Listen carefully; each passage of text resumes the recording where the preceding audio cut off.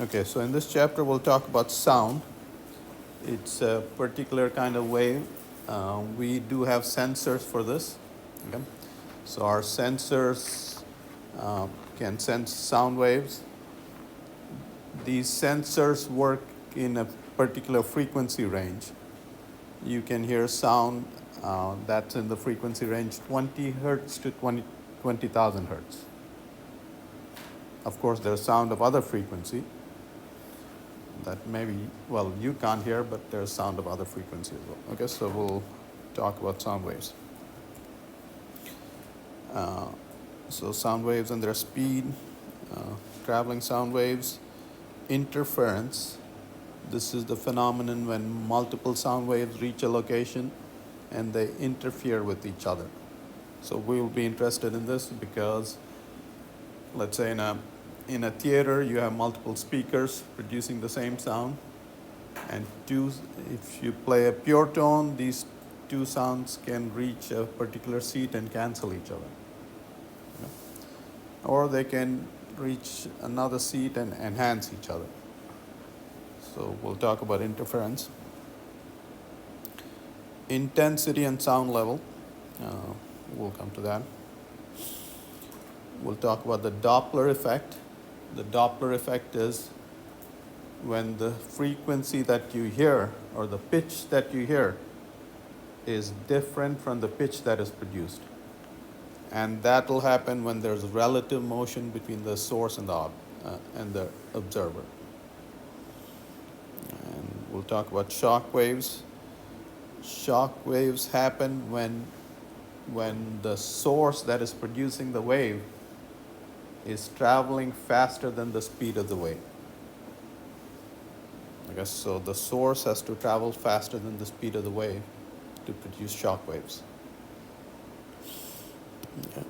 All right, so those will be some of the topics we'll talk about. Okay, so sound waves are mechanical waves, and in fluids, only longitudinal waves can travel. Okay, and in solids, you can have sound waves that are both transverse and longitudinal. Okay. So if you want to produce sound waves in water or in air, they're only longitudinal waves. And again, a wave carries energy, so what you have to have is you have to have a source that is oscillating and that's pumping energy into the medium. Okay. And now, of course, energy can't collect at any location, so a wave carries energy away. Okay. So when a diaphragm vibrates, what it does is when it's to the right, it compresses this air, and when it moves to the left, it leaves a low pressure area. Okay, so sound waves in air is a pressure wave. Here's a high pressure, here's a low pressure, high pressure, and this wave travels. Yep. And in air, in this room, for instance, sound travels at about 340 meters per second. Okay, it'll travel from here to Mainland High School in 1 second. Yep. All right, so the sound wave is a pressure wave. Now, if you looked at each molecule, air molecule, those molecules vibrate in that direction, and that's why they're called a longitudinal wave. Okay? And the wave is traveling in this direction. And we'll come to the details of that. So you can represent the sound wave as a pressure wave. You see, this is the atmospheric pressure with no sound. And then on top of that, you have this variation of pressure. Okay. And this is the amplitude of motion of the air molecules. Right.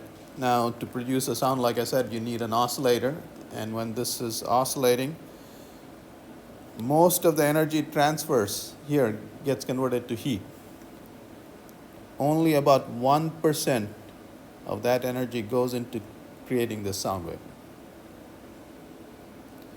So when you have a 100-watt speaker, you're producing 1 watt of sound. Yeah? As a speaker oscillates back and forth, it transfers energy to air, most as thermal energy. A small fraction of the speaker's energy goes into compressing and expanding the surrounding air. Sound waves in fluids are longitudinal, fluids being liquids and gases. Because fluids can have no shear strength. In solids, sound waves can be both transverse and longitudinal. So in solid, on this table, you can have both longitudinal and transverse sound waves.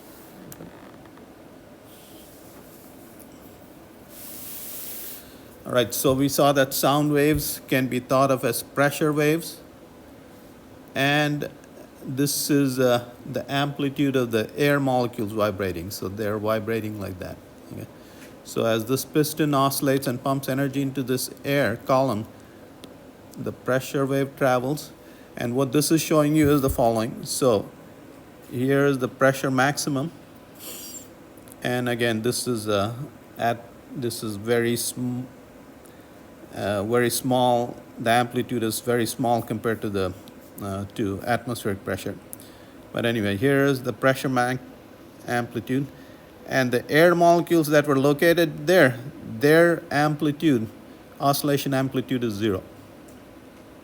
And what this is showing you is where the pressure is atmospheric pressure, these molecules, their amplitude is negative. So these guys are over there, and those guys are over here. Okay, those guys are over here. So that's how the pressure increased. Air molecules got crowded. Okay? And what this is showing you is at low pressure, these molecules are at rest. Okay, and the pressure is low. So what happened was these molecules had negative distance, negative amplitude. These molecules had positive amplitude, and so fewer molecules were left here. Okay. Anyway, so the sound wave is a pressure wave or an amplitude wave. The pressure amplitude is related to the molecular displacement amplitude, like that. The pressure amplitude is the density of the air times the velocity of the wave times the frequency of the wave times the amplitude of the oscillations. Okay. And by the way, these two waves are 90 degrees out of phase. Okay. All right, so that was technical details. And again, this is a wave traveling to the right. K is the wave number, omega is the frequency, angular frequency, and the speed of the wave, as you know, is omega by k. It's also equal to frequency times wavelength. Okay. So, as we said, sound waves in fluids, in liquids and gases, are longitudinal waves. In solids, they can be transverse or longitudinal. Sound waves need a material medium to travel through. So you can't have sound waves going in vacuum. Electromagnetic waves can travel through vacuum. Okay. The speed of the sound wave depends on the property of the medium. Okay, so we'll come back to this. So actually you can calculate the property of the medium by mapping how waves travel through a medium. So that's how the internal structure of the Earth is determined, and we'll come to that, using seismic waves, which are earthquake waves.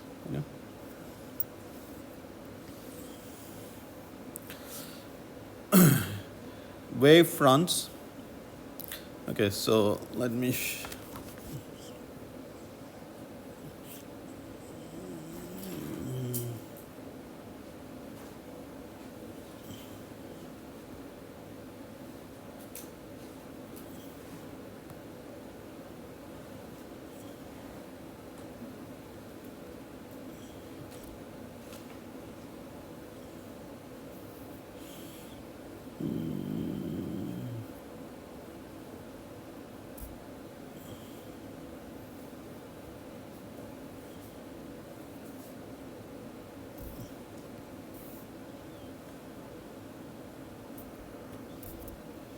All right, so what this is showing you is this is a ripple tank. Here's an oscillator hitting the surface of the water, and you see waves are created. These crests that were created at the same time, those are wave fronts. Okay, so what this is creating is circular wave fronts.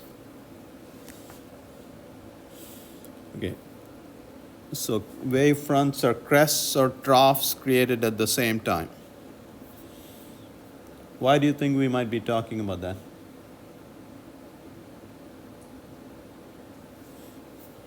Energy travels perpendicular to the wavefront.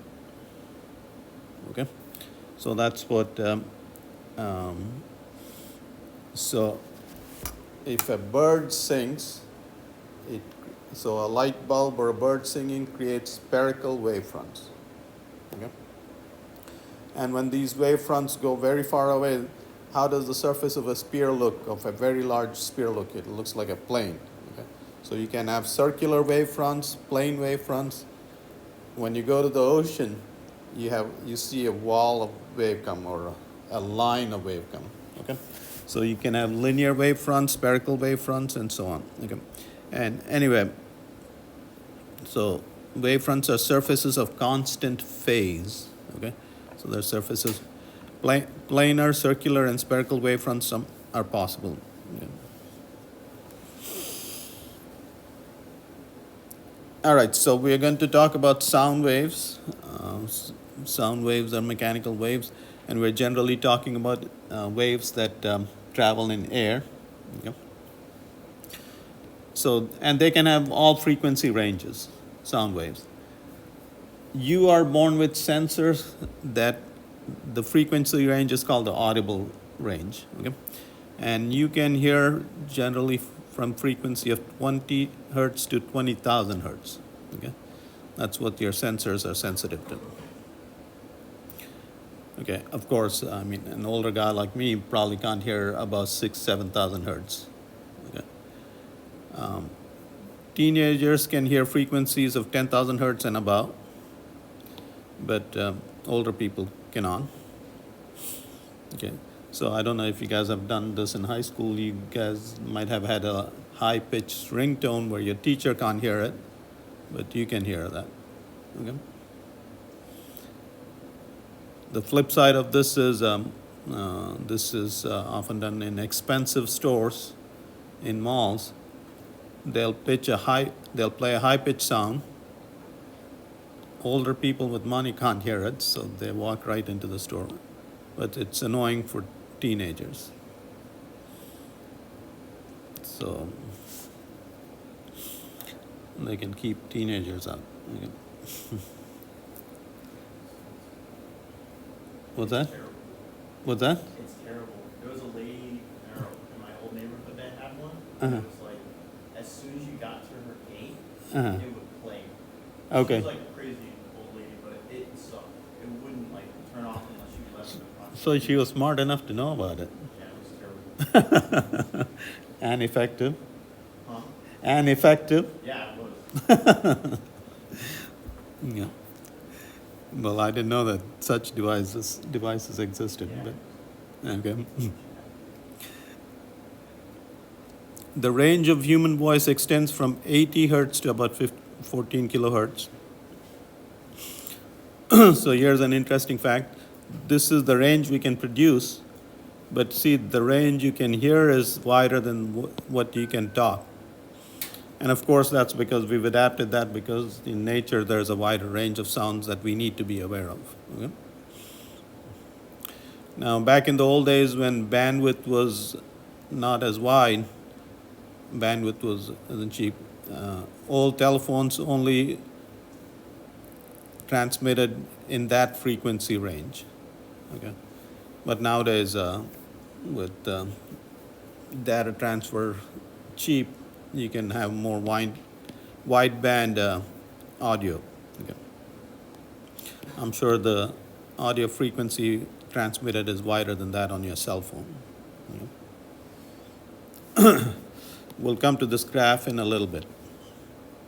So infrasonic waves have frequencies lower than the audible range, and we're talking about the humans. So infrasonic frequencies are frequencies less than 20 hertz. Okay. And ultrasonic frequencies of frequencies greater than 20 kilohertz. Okay. It turns out that low frequency sound travel longer distances. So elephants that are large animals and that need to graze over larger areas can communicate using lower frequencies, so they can talk to their mates over larger distances. Yeah. Bats use frequency higher than these frequencies to echolocate, and we'll come to that. Okay, so bats use frequencies higher than that, so close to 50,000 to 100,000 hertz frequencies. Yeah.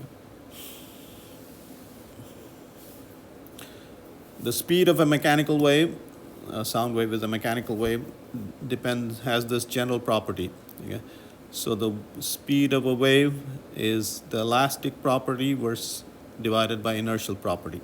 Okay? So for longitudinal waves, the speed is given by the bulk modulus divided by the density.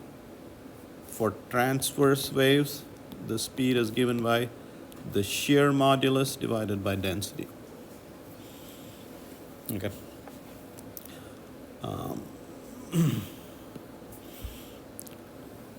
Earthquake waves are both longitudinal and transverse, and surface waves. Earthquake waves are mechanical waves. Okay.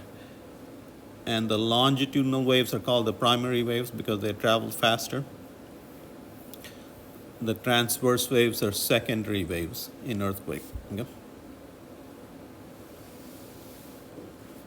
So here's the speed of sound. This is the speed of sound in fluids where only longitudinal waves travel. So you have the speed of sound in air as bulk modulus divided by the density of air. Or if it's traveling in water, it's the bulk modulus of water divided by the density of water. Mm-hmm. All right, so here are some speeds in air at 20 degrees Celsius, which is the room temperature here. It's 340 meters per second.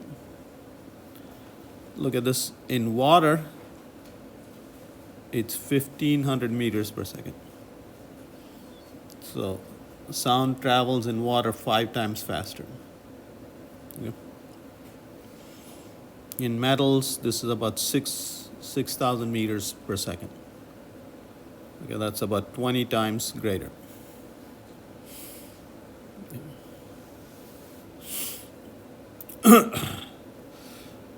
So here's the speed of sound in air.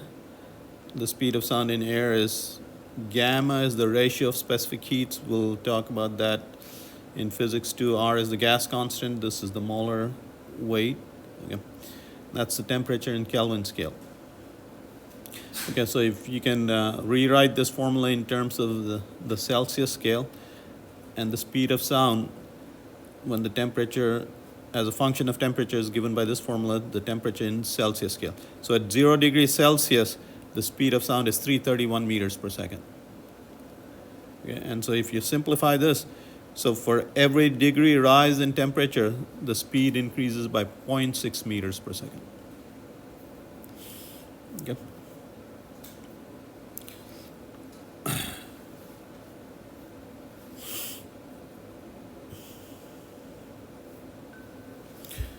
Okay, so here's the speed of light, 300 kilometers per second.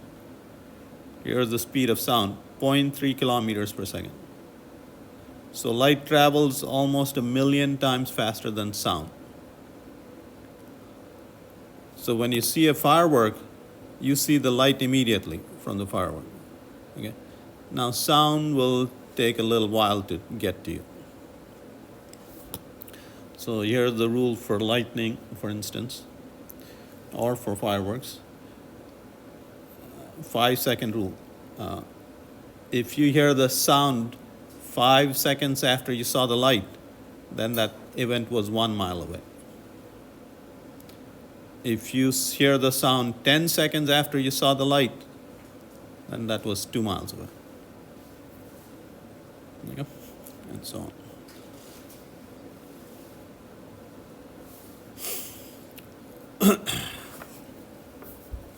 All right, so to produce any kind of wave, you have to have an oscillator that is pumping energy into the medium. Okay? And the wave is carrying that energy away. Okay, so here's this piston pumping energy into this medium, which is being carried away. Okay, so the energy is propagated away from the piston by the sound wave. Okay, so you can stand here and ask how much energy is passing you per second. And that's the power, that is the energy carried by the sound wave per second across any point. And that's equal to 1/2. Rho is the density of the fluid. A is the area of cross-section across which the sound is traveling. V is the speed of sound. Omega is the angular frequency of the sound. The greater the frequency of the piston, greater the energy, and that depends on the square of the frequency. And S is the amplitude of the air molecules that are vibrating. This is S max. Okay? So that's the amplitude of the air molecules vibrating. So that's the energy passing any point per second. That's the power. Intensity is the power per unit area. That's intensity. Okay? And you guys understand intensity, a more intense labor, more intense laser, a more intense sound, okay? And so on. All right, so intensity is power per unit area, and that's it's the same formula except divided by area. So power divided by area gives you this intensity formula. So again, intensity of sound is proportional to square of the displacement and square of the angular frequency.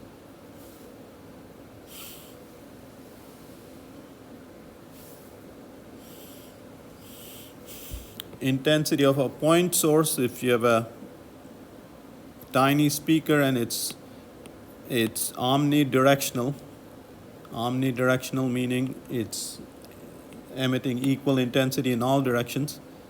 The intensity would be the power of the speaker divided by the area. Okay? And the area, surface area of a sphere is 4 pi r squared. Okay? So you see, the further out you are, the intensity falls off. Intensity falls off as r squared. Okay. This is also, for instance, this could work for sunlight as well. The power of the sun divided by 4 pi r squared gives you the intensity of light at that point. Again, intensity is energy per second per unit area. Okay. Yep. So is that why you can look at stars, but you can't look directly at the sun? Right. Mm-hmm.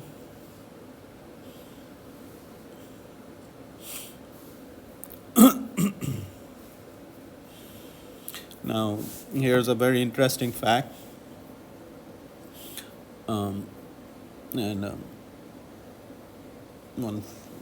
people first hear about it, they're surprised. Okay, let's say somebody's playing a violin. Okay, let's say she's playing a violin. Now, I want to hear the sound twice as loud. What do you have to do? Huh? All right. I want to stay here and hear it twice as loud. So can I get 2 people to play the violin? And how many people do you think I have to get to play the violin? Same distance and same loudness and all. I'm sorry?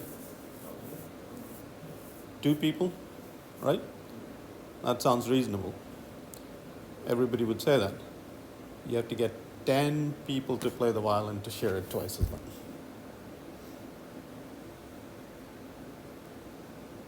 So under 10 people is going to sound the same? I'm sorry? So under 10 people is going to sound about the same from the same distance? Well, no, it might, let's say if it's 5 people, maybe it'll sound 1.4 times as loud and stuff like that. So did you guys understand that? to hear it twice as loud, you have to have 10 people play. To sound 4 times as loud, 100 violins have to play. Okay, so now you guys understand in an orchestra why they have so many violins and all that stuff. Okay. It turns out that, so intensity you can measure using a physical instrument. Okay, so if you get twice the energy per second per unit area, you can measure that. But the intensity has to increase by a factor of 10 for you to hear it twice as loud. I'm giving you approximate things. The intensity also depends on frequency, but okay. So it turns out that our sense of loudness increases as the exponent. Okay, so 10 to the power 1, 10 to the power 2, from 10 violin to 100 violin, that's when it sounds twice as loud. Okay? And this happens to be common for most of our senses. For a sense of vision, for a sense of taste, something has to be 10 times hotter, spice hotter, for you to feel it twice as hot. Okay? So most of our senses go logarithmically. And so we define a logarithmic scale, a decibel scale. Okay? So a decibel scale is defined as log of intensity. This is something that you can measure using a physical instrument. This is the threshold of hearing. This is the lowest intensity you can hear. Okay, so the decibel scale is like that. Okay, so 10 times log of I over I naught. Okay, so the perception of loudness is more accurately described by the logarithm of intensity. Okay? Hence, it's useful to define the decibel scale. An increase in sound level by 10 decibels corresponds to an increase in sound intensity by a factor of 10. Okay? So when the intensity, okay, so when the intensity goes from I to 10I, the decibel level increases by 10 decibels. Okay? And the sound sounds twice as loud. Okay, so roughly, okay. So this is threshold of hearing. That's the softest sound you can hear. This is rustling leaves. This thing is sounding twice as loud. How about this guy? That guy is sounding 4 times as loud. Twice as loud, twice as loud, 4 times as loud, twice as loud, 4 times as loud, and so on. This is the threshold of pain. Okay, this is the loudest sound you can bear to hear. Okay, threshold 120 decibels. And this thing is about 4,000 times as loud as this sound. That's 2 to the power 12, and you can do that on your calculator. That's about 4,000 times as loud.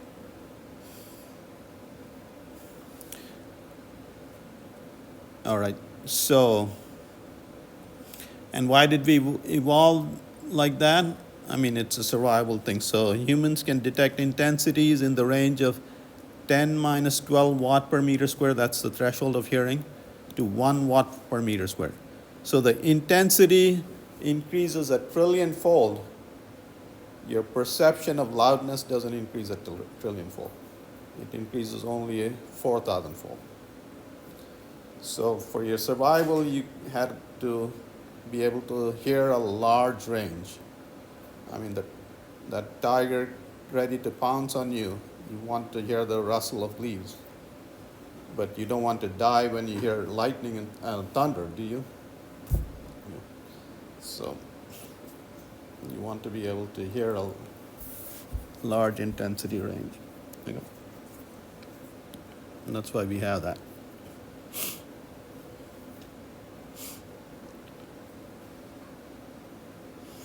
Okay, the threshold of hearing. So in this formula, if you put I naught over I naught, that is 1, uh, and log of 1 is 0. Okay, so that's 0 dB. Yep.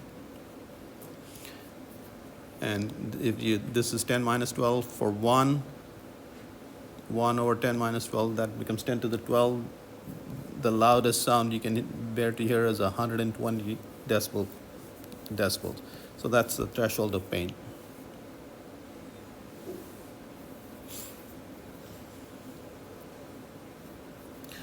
So again, loudness is a physiological response, is a psychological response to sound, and depends on both intensity and frequency.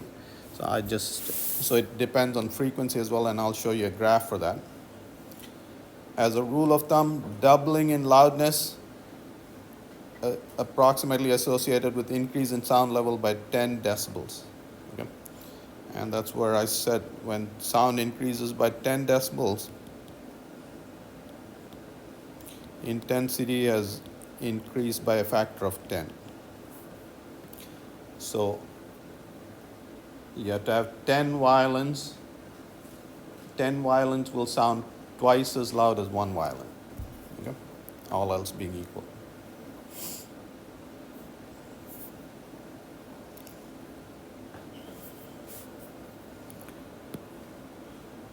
Prolonged exposure to high sound levels can seriously damage ears. So if you have any rock stars here, keep that in mind. Noise pollution can contribute to high blood pressure, anxiety, and nervousness.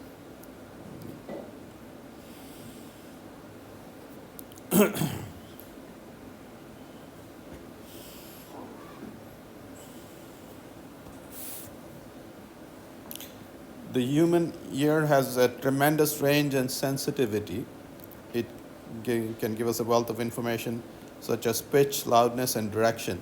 So since we have 2 ears, okay, 2 eyes gives us depth perception, 2 ears also gives you directional information. It can tell you where the sound is coming from, okay, and so on. We'll come to the pitch, perception of pitch in a little bit. Okay. The perception of frequency is called pitch.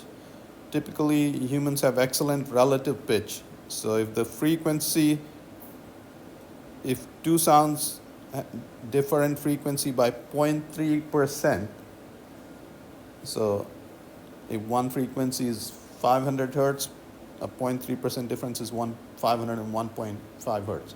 You can tell the difference between the pitch here. Okay. So for instance, if one was 300 hertz, you can tell the difference between 300 hertz and 301 hertz. They'll sound different pitch. Okay. The perception of intensity is called loudness, and of course, your loudness, like I said, your sense of loudness goes as the exponent. Okay. At any given frequency, it's possible to discern differences of about 1 decibel. So what that means is a 30 decibel sound and a 31 decibel sound will sound louder than the 30 decibel. Okay. So you can tell that difference. And a change in 3 dB is easily noticed. So when you go to a doctor's office, they don't measure in decibels, they measure something called PHY. Okay. A unit called PHY is used to express loudness numerically. Okay. PHY differs from decibels because PHY is a unit of loudness of perception. This instrument and an electronic instrument respond differently. And here's how they respond. Okay. So PHYs are your ears, and decibels are a instrument. You know, you've seen on football fields, they'll have a decibel meter. That's the decibel meter. Okay. So you see what this is showing you is, okay, this is the frequency range. Here's 100 PHYs, your ear and that decibel meter work equally. I mean, they respond the same way up to 100 to 1,000 hertz.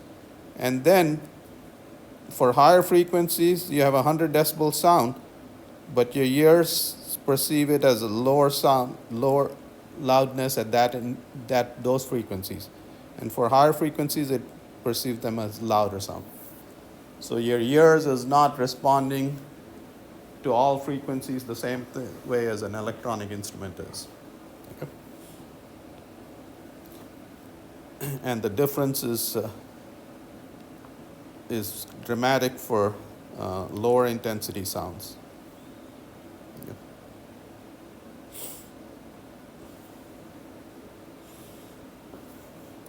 Okay, so these are the frequencies that you can hear. Okay, this is where your ears function. Okay, so for low frequencies, you see the intensity, the sound level has to be fairly high for you to hear it. So if you're listening to a 20 hertz sound, it has to be almost 120 decibels before you hear it. Okay?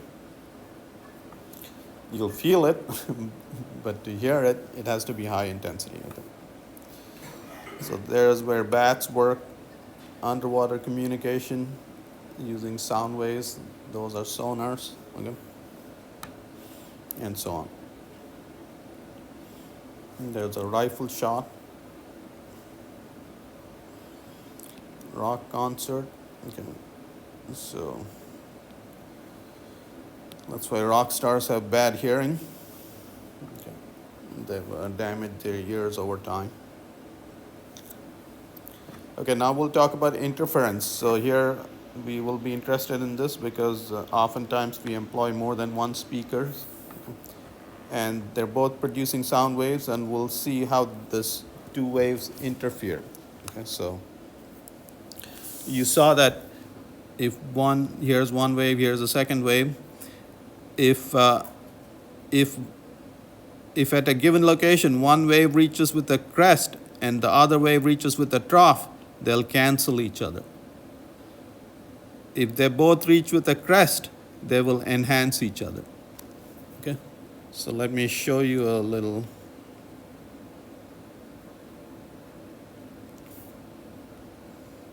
Okay. So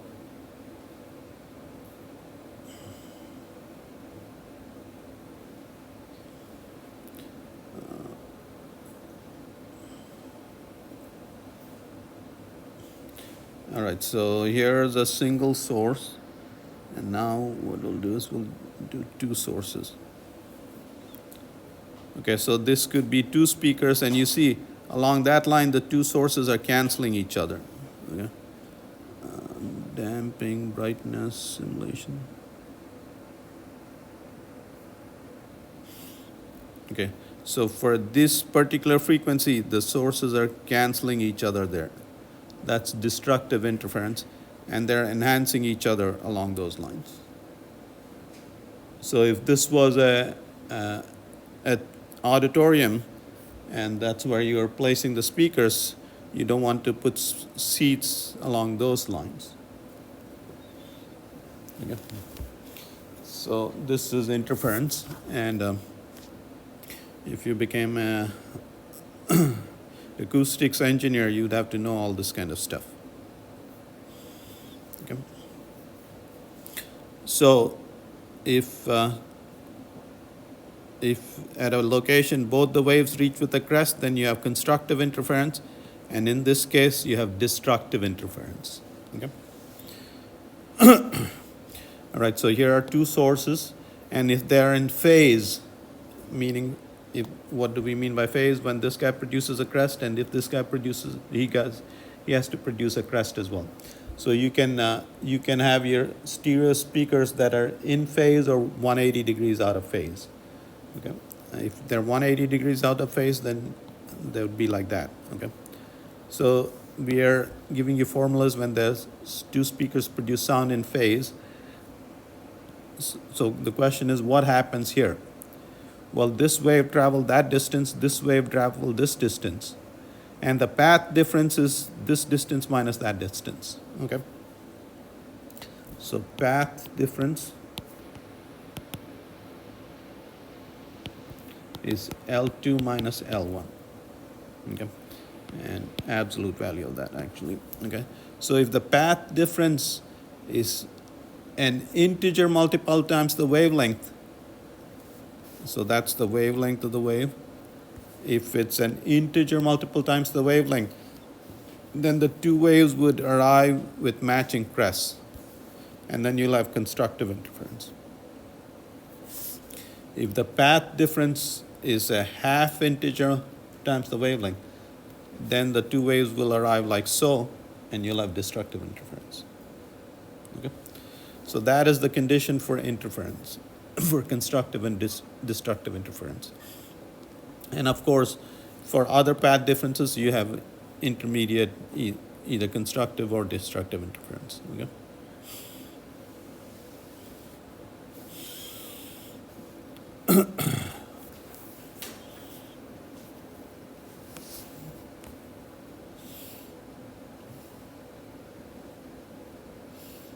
Yep. We used to be able to play on those speakers, pure tones, and you could walk around the room and listen to, see there are two speakers there, one there and one over here. And I could play sound where you could walk around the room and listen to the interference spots. All right, now let's talk about the Doppler effect. Okay, so here's a source that's producing a sound, and the frequency is, let's say if the source is producing a 200 hertz sound, then it's producing 200 crests a second. Okay? And if this guy is stationary, if this is stationary and this guy is stationary, he'll hear 200 crests a second. But if he's moving towards the source, he'll hear more than 200 crests a second. So he'll hear a higher pitch. And if he's moving away, less than 200 crests a second will reach him. So he'll hear a lower pitch. Okay? So let me show this to you.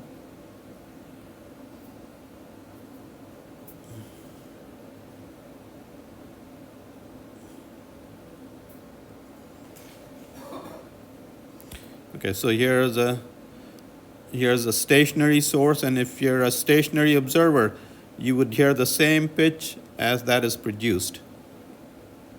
Now, if the source is coming towards you, see this crests are packed and you'll hear a higher pitch. And if the source is moving away from you, you will hear a lower pitch. Okay? And that's the Doppler effect. So you hear a higher pitch if you have relative motion toward each other, and you hear a lower pitch if you're moving away from each other. Okay?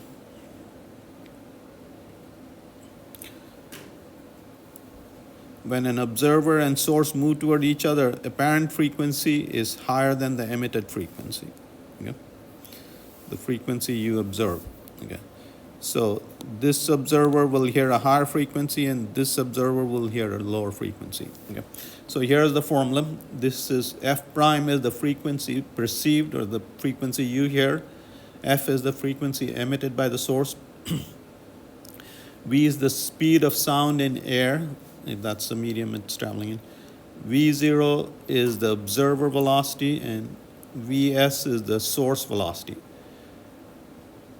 And in this formula, so this is always positive, but these two guys can be negative. So the sign convention is as follows.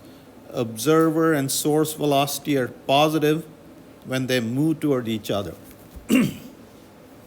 So if this guy is the source and here is the observer, if the source is moving toward the observer and the observer is moving away, the source velocity is positive, the observer velocity is negative. Okay? So in that formula, source velocity is positive, observer velocity is positive. Okay? So when you move toward each other, your velocity is positive, and if you're moving away from the other thing, your velocity is negative. Okay, so here's the last case.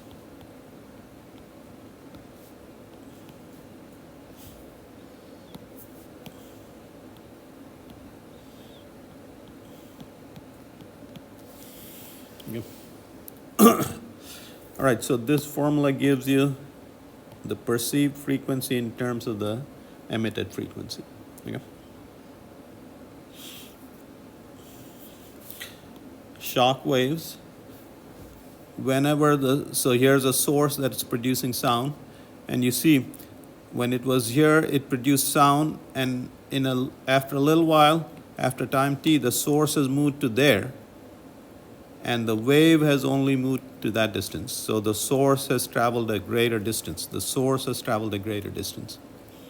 Here's what happens. When the source is moving faster than the wave, you see all the crests will collect on the surface of a cone.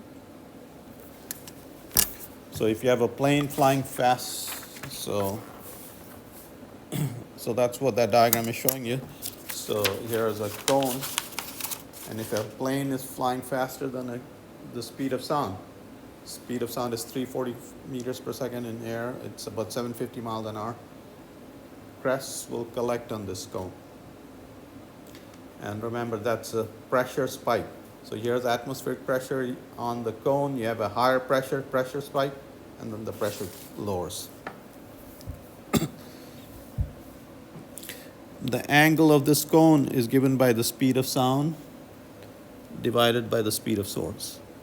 Okay, so this equation has a solution only when this is less than 1. That is, when the source speed is greater than the speed of sound. Okay. Okay, so that's when you have a shock wave. You have seen these shock waves. So for instance, when a boat travels in the river, in a shallow river, it's very easy for the boat to travel faster than the speed of the wave. And so the wake you see behind the boat, that's a shock wave. Yeah. So here's a shock wave.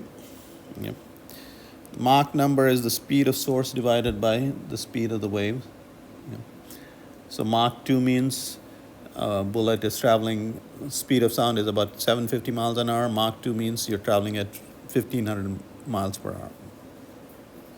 Yeah.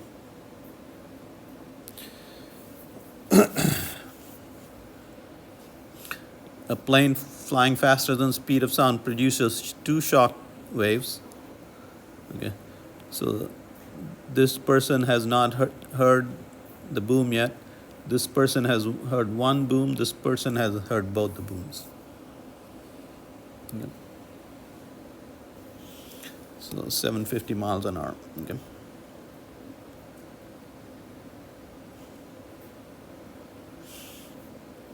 A shock wave is a pressure spike on a conical surface which is heard as a boom. Okay. So again, atmospheric pressure, and then you have a pressure spike, atmospheric pressure.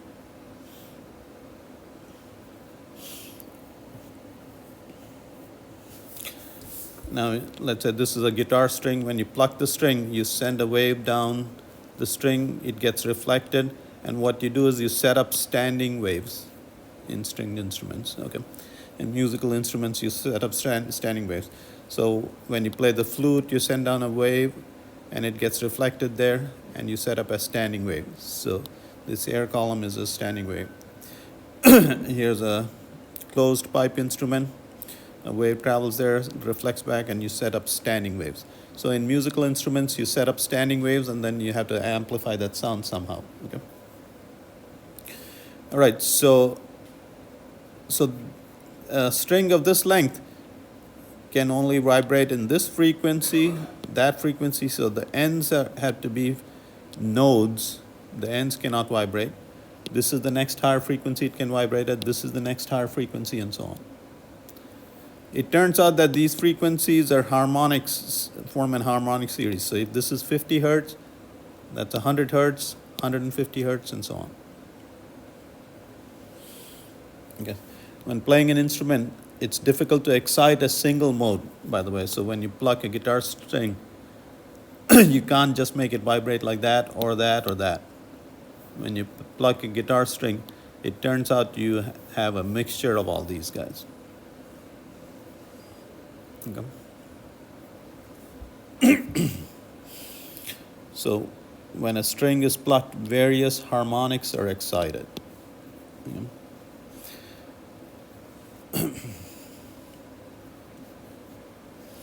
So by the way, so there are the frequencies. The frequencies are n times the velocity for the wave on the string divided by 2 times the length of the string. So the frequencies, allowed frequencies are n, all the positive integers divided by 2L times square root of tension in the string and mu, the mass per unit length. So when you're playing the guitar, well, the tension you adjust before you start playing the instrument. So what you're doing is when you're playing the instrument, you're changing the length by pressing on the string at various points, and you have a choice of strumming one of the 6 strings or whatever. So that's how you control frequencies.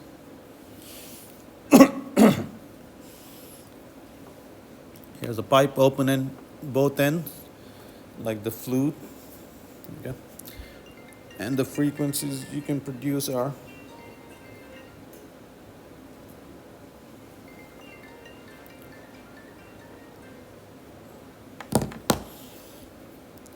so the frequencies you can produce are again n times v over 2L. L is the length of the pipe. So in a flute you can open and close various holes and change the length. Okay. And but again, there are not too many parameters under your control, so you can see that a guitar is more versatile than a flute. Okay. And again, these are nodes and those are called antinodes. Okay. So nodes are points where there's no oscillation, and antinodes are points where the oscillation has the greatest amplitude.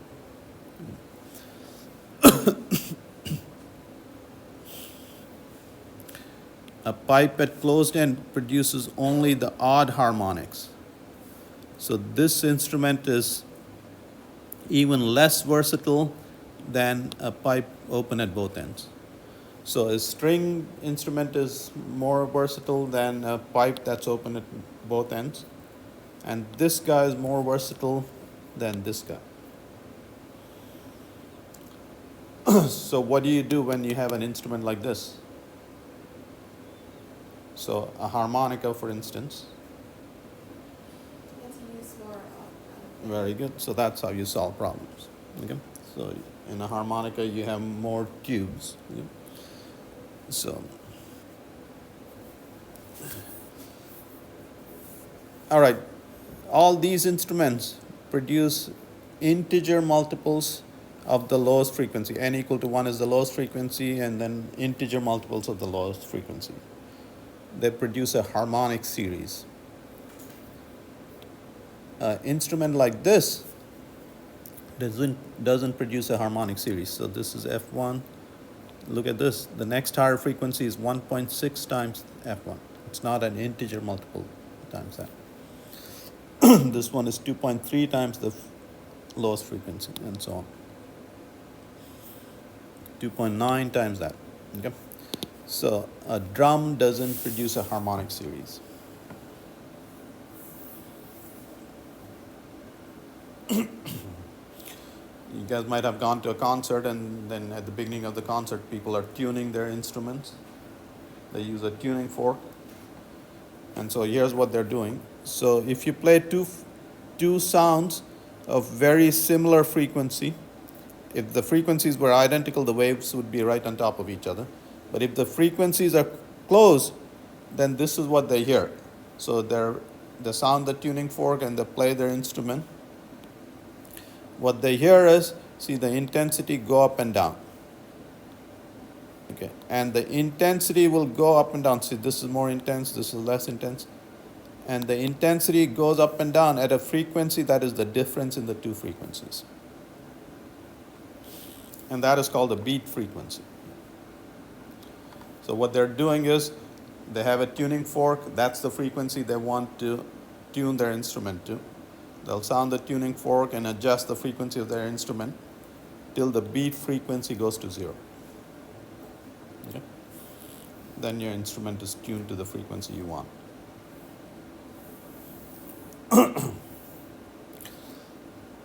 All right, that covers all the topics, but I'll quickly go over in the next 5 minutes some fun stuff. Okay, so seismic waves are mechanical waves that go through Earth, and there are two kinds of waves: longitudinal waves, and there's three kinds, but transverse waves that go through the bulk material. These are called primary waves, secondary waves. Remember the primary waves, they're longitudinal waves, and their speed, the speed of the primary waves is bulk modulus divided by the density of the secondary waves are transverse waves, and their speed are shear modulus divided by the density. So what this diagram is showing you is here's an earthquake that happened. Here are all seismometers around the Earth. So this earthquake, there's the epicenter, and it was detected here and there and there. From the time delay, they can reconstruct these paths. And a wave will bend. When does a wave bend? All waves travels. So again, so if I shine a laser beam, it travels in a straight line. Okay. When I'm talking here, this sound wave is traveling straight to you. So all waves travel in straight lines. They bend when their speed changes. And look at this formula. So the speed change will happen when the properties of the medium are changing. The bulk modulus or the density. The shear modulus of the density. So from these tracks, you can reconstruct the properties of the material through which they're traveling. Okay?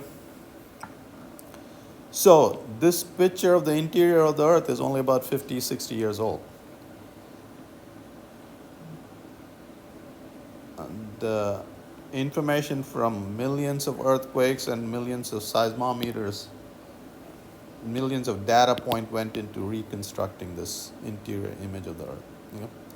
So actually, you had to add a lot of data points and a lot of computing power to reconstruct that. So by the way, the velocity of the primary wave was bulk modulus by density. Okay. So inside the Earth, primary waves, their velocity changes between 4 and 7 kilometers a second. And this ranges from 2 to 5 kilometers a second.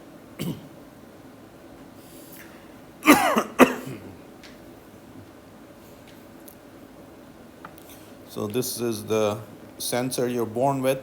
And what does this sensor do? It takes in sound as input, and the output is an electrical signal to the brain. Okay? So this is sort of a transducer. Energy in the form of sound waves impinges on your eardrum. That makes the eardrum vibrate.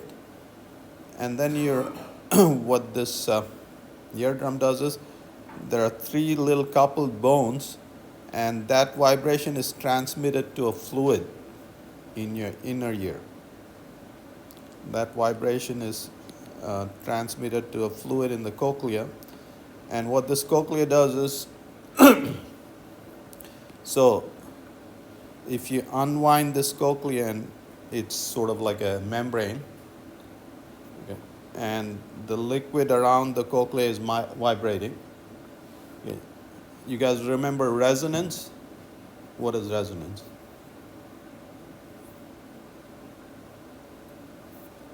So the sound coming in makes this fluid vibrate. And what is resonance? When the driving frequency matches a natural frequency, you set up large amplitude on. Okay, so in this vibration, okay, the higher frequencies make this portion vibrate, smaller frequency make this portion vibrate, and so on. Different parts of this membrane vibrate at different frequencies. That's how you know the composition of the sound. So this guy is Fourier transforming the sound for you. It's breaking up into different frequencies. Okay. Going. So anyway, so this is a fairly sophisticated instrument.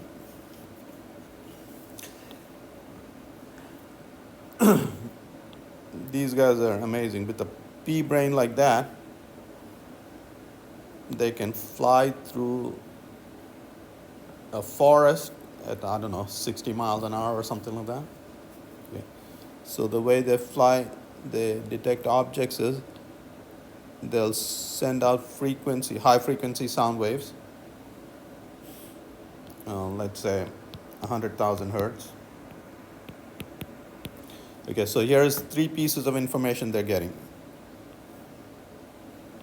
Time delay tells you how far the object is. The intensity, the reflected intensity tells you how large the object is. Okay. And if this object is at rest, the reflected frequency is the same frequency. If this object is moving toward the bat, the reflected frequency is higher. If this object is moving away from the bat, that reflected frequency is lower. So from the frequency information, it knows the velocity of the object. So this little pea brain is processing all of that in milliseconds and is able to fly at 50 miles an hour or whatever. Okay.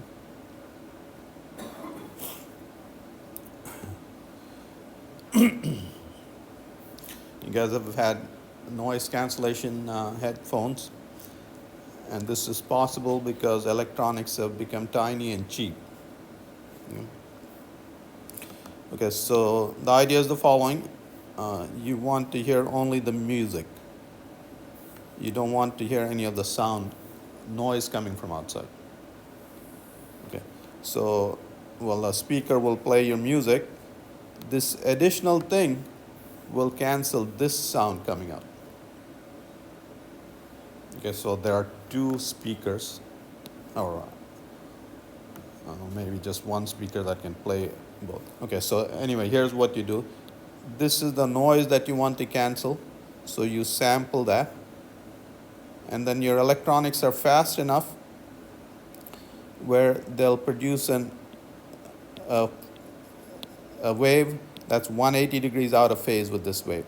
So you cancel that exactly. All right, so you're able to do that for low frequency sounds. Okay? So very high frequency sounds, you would need a very fast electronics. Okay? So an external sound wave arrives at the headphone and is recorded by the microphone. A processor inverts the wave and adds it to the incoming wave, which interferes destructively, canceling the external sound. So this works best for lower frequencies.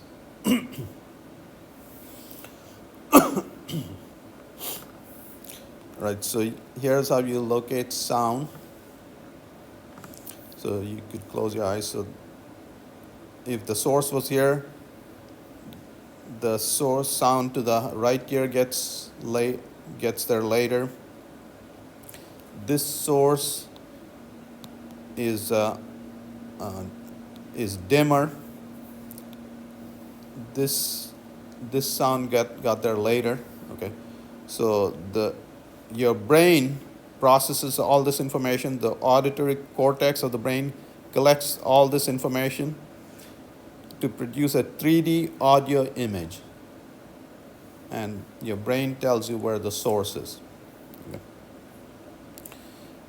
Of the environment, which can sort front or and back as well as left and right. So the brain can tell if the source is front or back, left or right, and so on. Okay. So we have 2 years, and localized sound may take different paths through the year.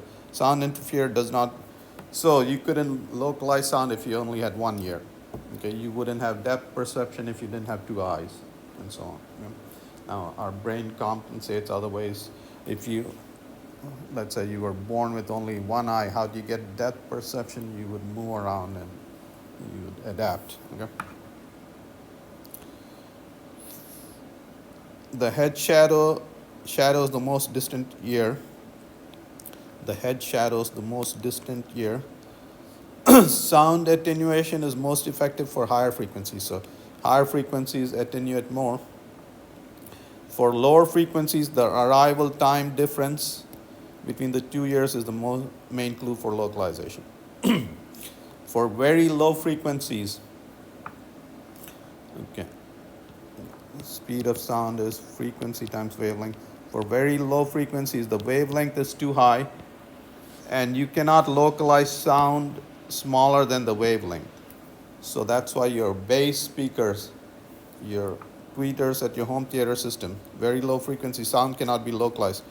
In your home theater system, only one subwoofer, but you have a 5 full range of speakers. So subwoofers which play low frequencies, you can put them anywhere. It doesn't matter because you can't localize it anywhere. Okay. So timbre sound. So here's a tuning fork, flute, and clarinet. They're all playing the same note. Okay. And the same note meaning the period of the wave is the same. Okay, so how do you tell the difference between them? Well, if you do a Fourier transform of this, the frequency mixture, this is a pure tone. The flute has this harmonic mixture. Okay, so if that's 300 hertz, that's 600, that's 900, and so on. Those are harmonic mixtures. And here's the clarinet. And you see, so that's how you tell the difference. Okay. And so this is sort of the difference. The timbre of the sound is what determines the price of a violin also, for instance. So that's the difference between a $3 million violin and a $30 violin. You get the harmonic mixture that it produces.